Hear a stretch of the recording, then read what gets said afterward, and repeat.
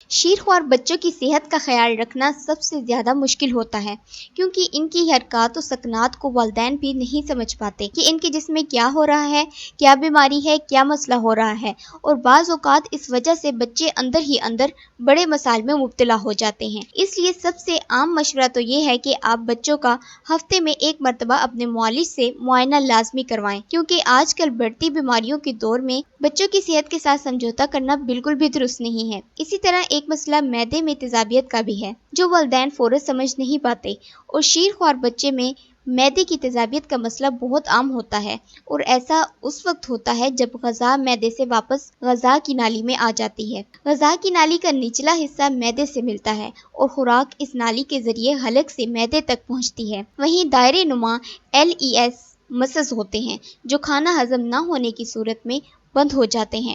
یوں کھانا پلٹ کر واپس آنے لگتا ہے۔ الٹی، متلی اور قے بھی اسی وجہ سے ہوتی ہے۔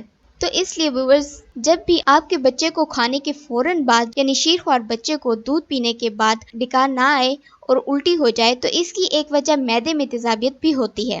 ماہرین طفل کے مطابق معدے میں تیزابیت کا مسئلہ 2 ماہ سے 18 ماہ کے بچوں میں زیادہ ہوتا ہے، جس کو بروقت تشخیص نہ کیا جائے تو یہ سنگین مسائل پیدا کر سکتا ہے۔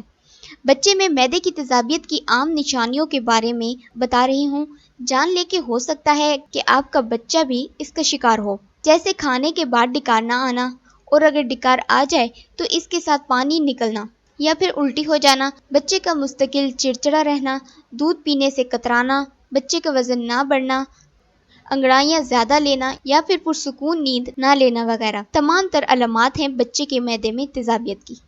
اگر آپ بھی یہ علامات بچوں میں دیکھ رہے ہیں تو فوراً ڈاکٹر سے رجوع کریں۔ ویڈیو اچھی لگی ہو تو ویڈیو کو لائک اور شیئر ضرور کیجیے گا۔ اللہ حافظ۔